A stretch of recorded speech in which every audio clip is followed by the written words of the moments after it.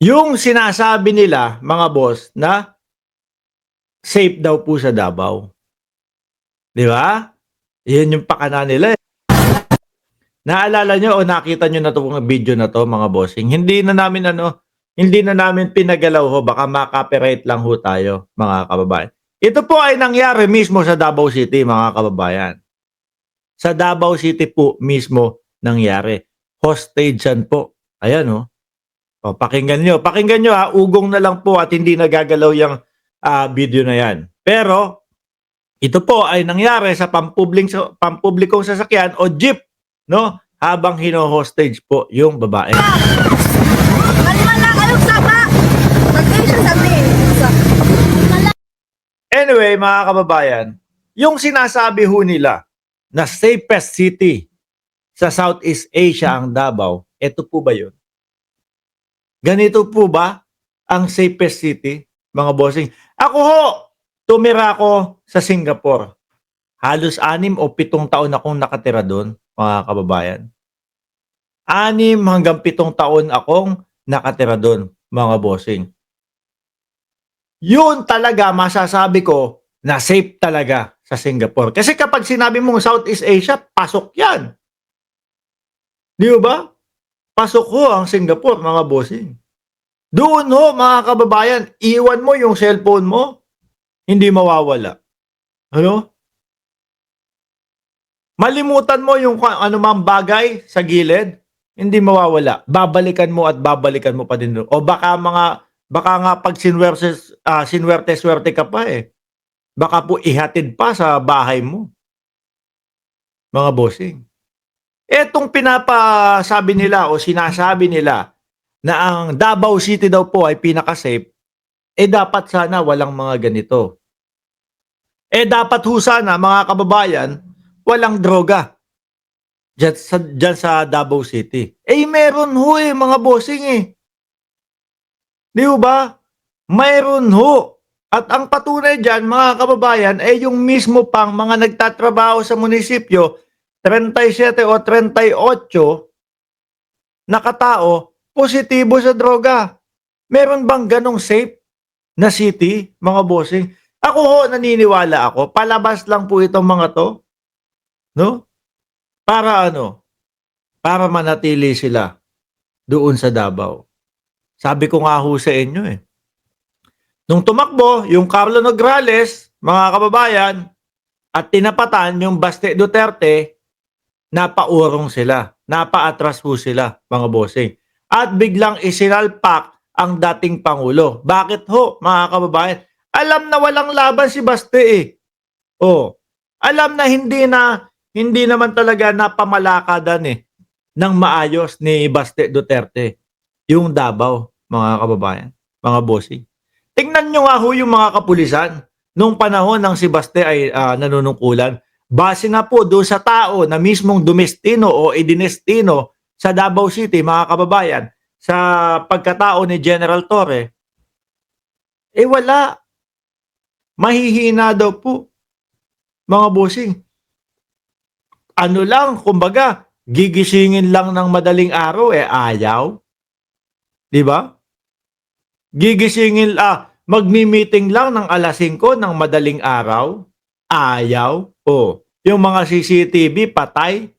Bakit daw? Dagdag trabaho lang daw ho kasi, mga bossing. Tapos ano pa ang style na nakita ni General Torre doon, mga kababayan? Iba yung report nila. Sa nakatataas, sa nangyayari talaga. Ito yung usapang logbook. Di ba?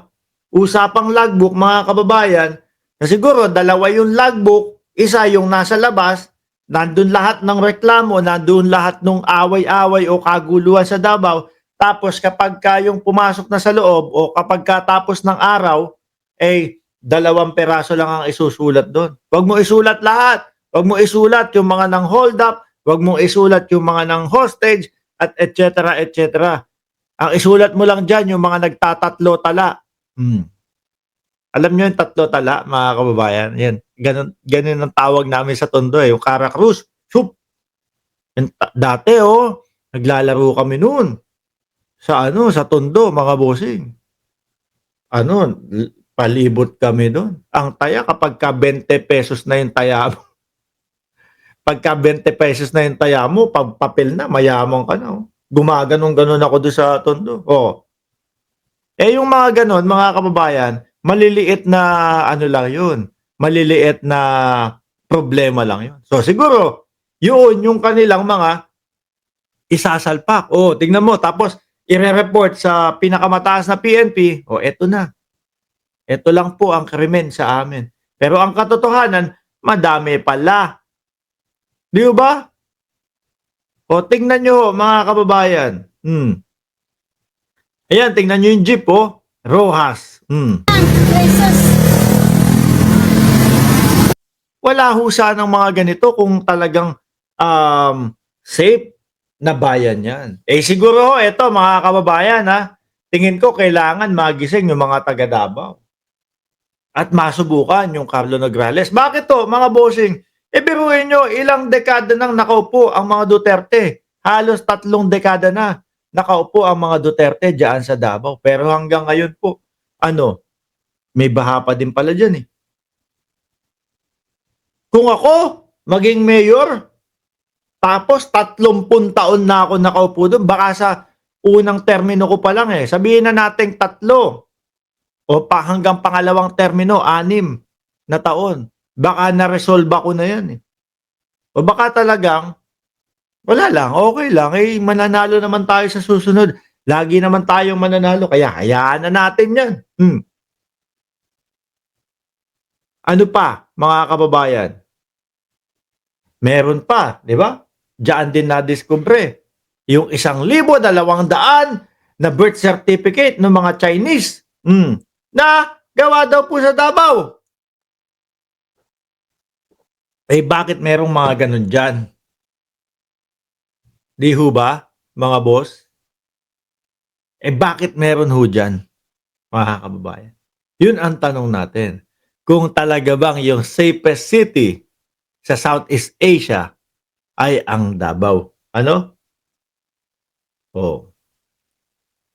Mapapakamot ka na lang. Siguro kailangan yung mga taga Davao medyo sumubok nung ibang mga kandidato o politiko. Baka sakali yung mga bahanin nyo dyan, yung mga 4 na metro o kilometro na may hirap, magawa ng paraan.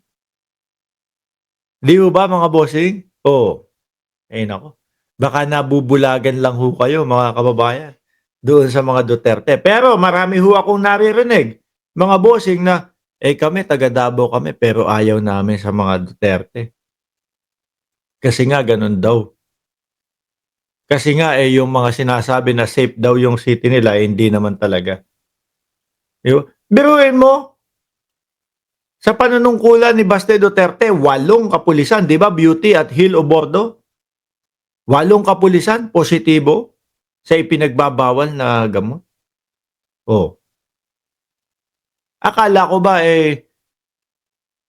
kapag ka Duterte, linis yung mga ganyang droga. Wala naman pala. Natapos ang panunungkulan ng dating Pangulo. Ano nangyari? 'Di ba? Meron pa din ho at madami pa din po. At kung ikukumpara mo yung dalawang namumuno, yung pamumuno ng dating Pangulo at yung ngayon, parang mas nakikita natin at mas visible sa ating mga mata na yung mga nahuhuli ngayon, bilyon-bilyon at bulto-bulto. Hindi nga lang masyadong maingay. Hindi nga lang masyadong, may nanlaban, ganito. Kasi baka wala namang reward system. Di ba? Inilalagay sa tamang proseso yung mga nahuhuli. At hindi na kinakailangan na, pag nanlaban yan, 2 milyones. Walang ganun. No? Pero tumatrabaho yung gobyerno. 2 bilyon, pinakamababa yatang nakita kong nahuli 500 million, parang something like that. Pero karamihan, bilyon-bilyon ho. Di ho ba? Mga bossing. Tingnan nyo. Davao may hostage pa. Maingay lang. Hindi ko na ipe-play. Pero yan mismo ho, mga bossing.